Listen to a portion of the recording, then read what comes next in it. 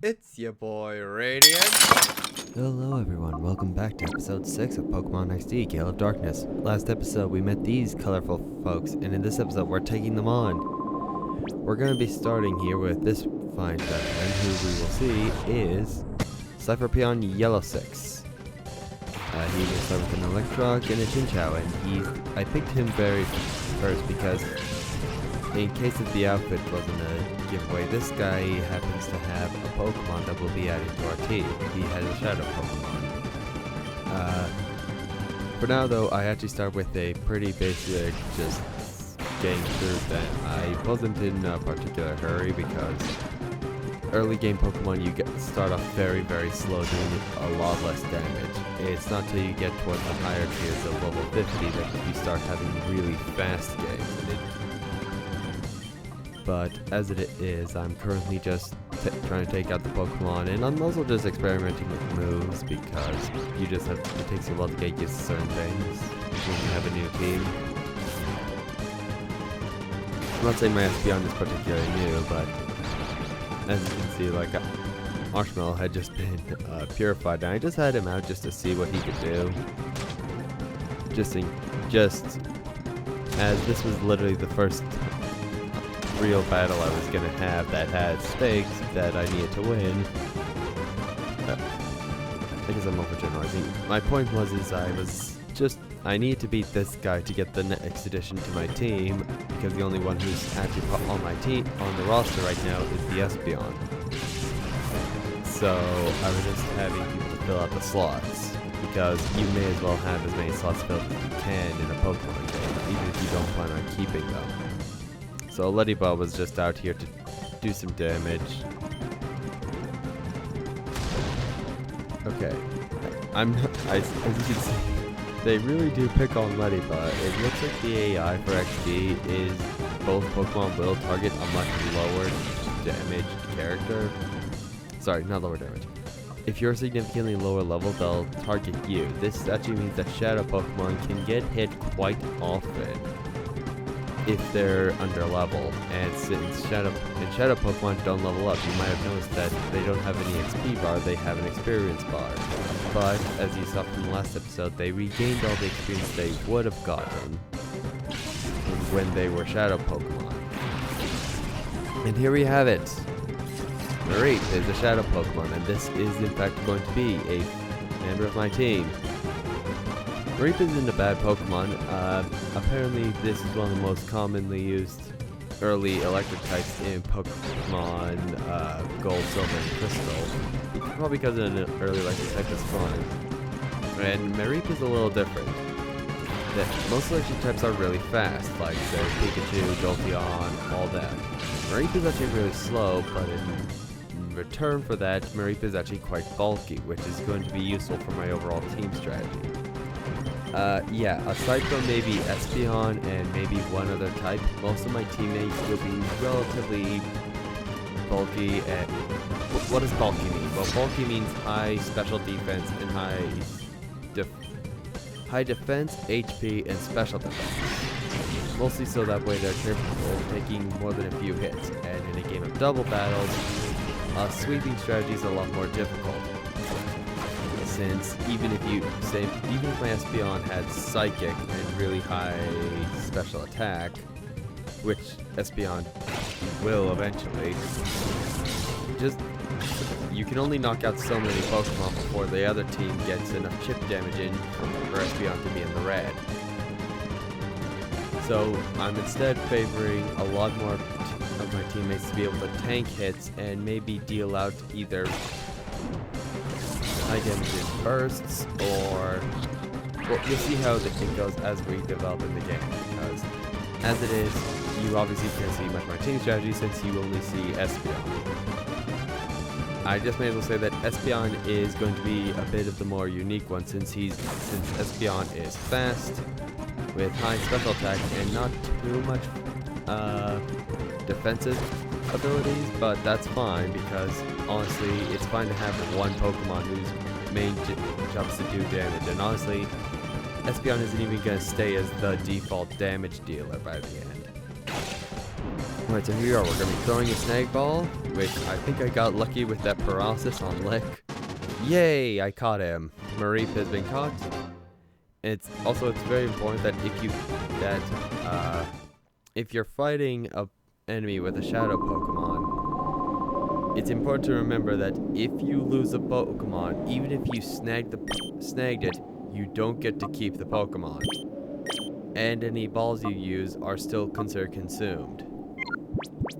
I got to keep the Mareep because I won, but it's just important to remember, since there's still a battle going on, somehow if you fit... Okay, quick cut to heal because I lost 2 Pokemon in that. Alright, and back to the game. So here we have it, Mareep, who's actually a pretty high level. In fact, at this level, as soon as Mareep is purified and gains 1 level, they'll evolve into Flaffy. It'll be a bit later before they can evolve into their final form, Ampharos. That is one interesting thing. Espeon is gone to their final form pretty early on, of course. The way stats work, based off level, Espeon isn't quite as powerful, but you know what I mean. It's exciting to see Pokemon evolve because they typically just get better stats and maybe even gain access to better moves. Actually, ironically, there is a strategy you could attempt, but I've never done it, where you try and keep a Pokemon at a lower stage, just so it might learn a move earlier, but I've never noticed that to be significant. Alright then, so here we go, our first battle with Mareep and Espeon, and it's a water team because we're fighting Blue 6. And he sends out Spiel, who's a shadow Pokemon.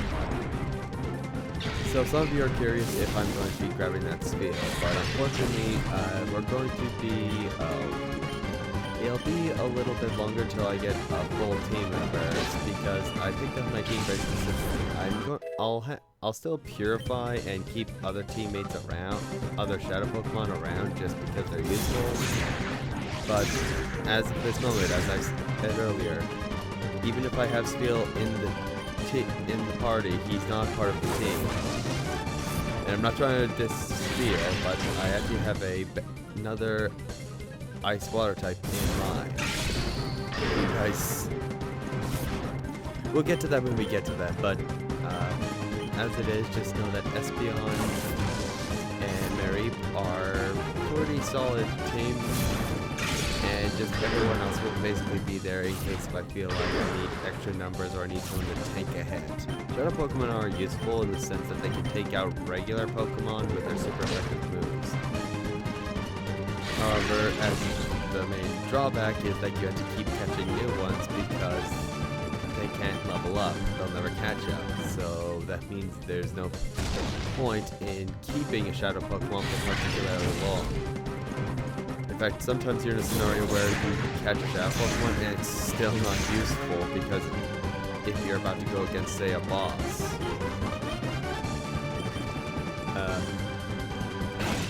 However, don't worry, Spiel will find a perfectly good home once they have been purified, presumably. There's never actually an explanation of what happens to the Pokemon that you catch, because obviously they wouldn't want to take Pokemon from you, but presumably when you beat the game, you find homes for these Pokemon now that you've purified them, because the goal of this game is to capture and purify all the Pokemon here, as well as defeat the Cypher organization. Oh, and I guess that's a bit of spoilers, but I feel like the fact that their name Cypher is right there, there's more members of Cypher. I'm kind of surprised that these guys, the Hexagon brothers, are called Cypher Peons. Wait, what, are they called Cypher Peon? One sec, I'm curious. Come on, me, get into a fight, Oh, here's an interesting element. Brow 6. So yeah, Hoot and Baltoy. So, as you can see, he actually starts with the Shadow Pokemon early. So, the important thing, as I mentioned by the rule, don't lose against this guy if you snag Baltai earlier. However, I think he only has 2 Pokemon. So it'll be pretty hard for you to lose, but I knock out the Hoot Hoot with these so I can focus on my energy on Baltai, who's a good Pokemon. He evolved into Claydol, who was good in Gen 3, but I believe Gen 4 kind of nerfed them. Actually, I remember searching in... oh, right. I knocked him out. So, this is annoying because normally... However, if you leave the area and come back, you can re-challenge him. You can challenge him as all of them as many times as you want, which is great if you just want XP or just want to get the meter to go there. As you can see, he still has a Shadow Pokemon. I don't believe I actually fought them. Okay, I regained Thundershock, so Flappy has a stop move.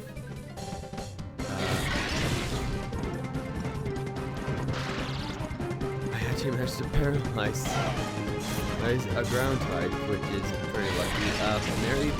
Another useful thing Marie will be delivering is that Marie has Thunder, not Thunder Shock, but I believe it's Thunder Wave.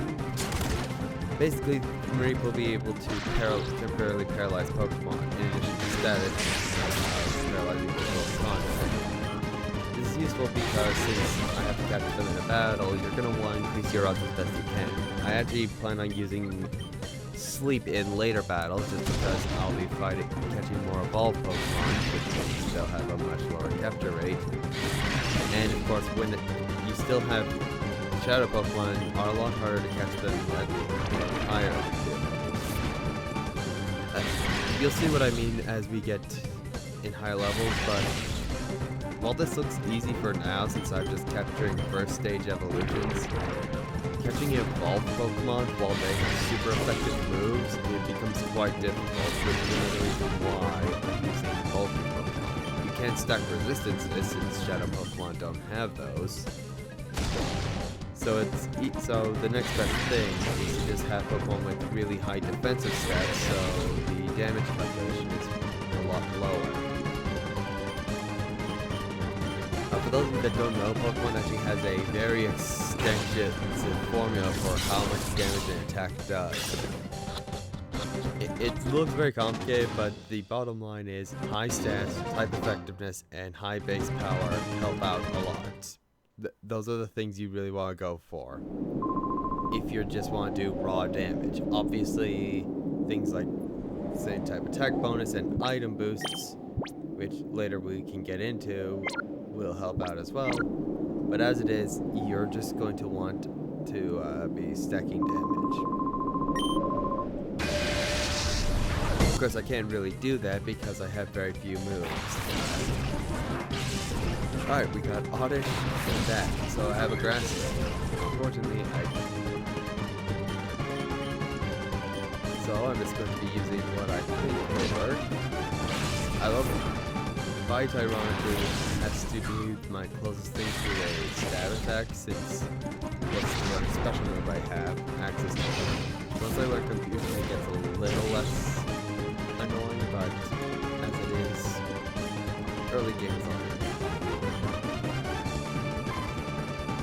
Oh yes, that effect, reverse mode, is very great for lowering the heart gauge, but not much else. It doesn't say boost anything, even though you're supposed to be really angry for doing that. But no, all it does is that if you use something other than shadow moves when you're in reverse mode, the move will fail. Except me, when I was younger, I'd only use shadow moves anyway because I thought they were better.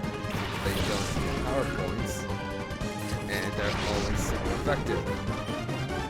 And here we have another shadow Pokemon, a Seedot, who apparently there is a way to just break the game by using that Seedot. Namely, once you catch it, you can get a lead very, very early. You can have a fully evolved Pokemon who's both really fast and does a lot of damage in the form of Shift Tree. Shiftry's a good Pokemon, but I've never actually used them. Mostly because I just haven't been very clever with using them. The important part here is that Seedot isn't a bad Pokemon. I've actually seen plenty of people who use Shiftry and use the fact that since Seedot can learn, I believe, Self-Destruct or Explosion, you can put that on Shiftry in case you just need a quick count just to knock something out of the field. Alright, let's throw Snake Ball. It's not very nice, but yep, I caught him. Alright, here we are. We managed to get through most of the Hexagon Brothers.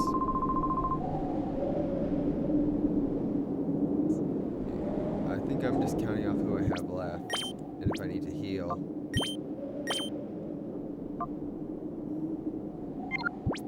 I'm so close to a level up. I don't know if I decided if I wanted to risk leveling.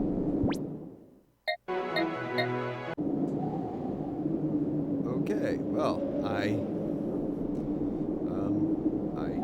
that was a jump cut. Sorry. For some reason, I'm just talking to these guys. Alright, I believe this is the leader. No, I'm not talking to them. I have no idea what I'm doing. Again, this is post the game capture recording because due to issues I was having with my capture software, I couldn't seem to record. I'll have to develop a workaround much later, but I recorded a lot of footage with just zero audio, so most of this is not in-house. So then, here we are. We have the leader, who has the most Pokemon, and most of them are extremely low level. And we have a Houndour, who's not terrible as a special sweeper, but as you can see, I already have Espeon, so I decided that Houndour wasn't really needed in the party.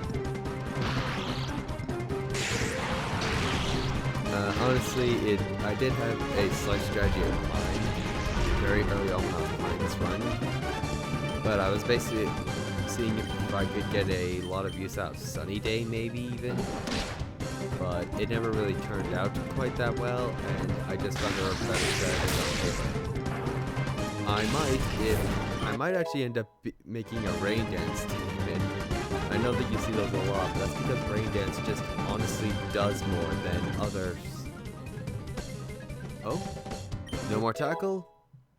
And I finally have confusion. Oh, thank goodness. I finally have a stab move. Sorry, I glanced over that. Ironically, I can't use my new stab move because Darkness is Psychic, which I was very surprised to learn when I was fighting Tyranitar instead of my Alakazam. Yeah. Here's comparison.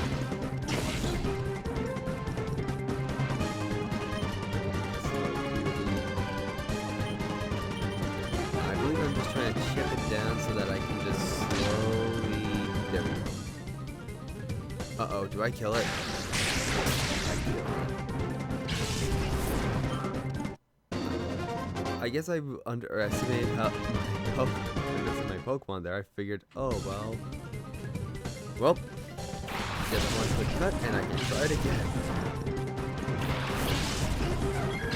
I didn't even stop to heal because I took so little damage. Oh, I'm wrong. Red 6 doesn't have Pokemon. It has 2.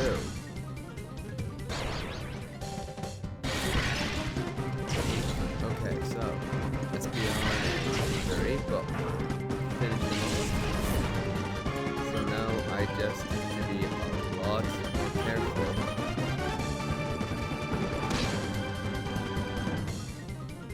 Here's another problem with Pokemon attacks with the damage character. There's actually a random variable. It can vary from like no modification to like being 85% of what the initial calculation was.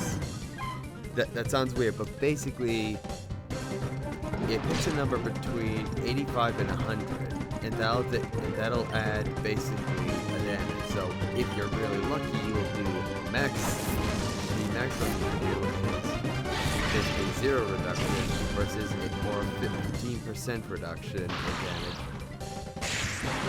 It's not quite 15%, but it's a because it's a bunch of multiplicative bonuses. But I guess the bottom line is that every Pokemon actually has to do a slight modifying amount of damage. This makes it slightly harder to predict because it means sometimes you can hit a Pokemon twice, the same move.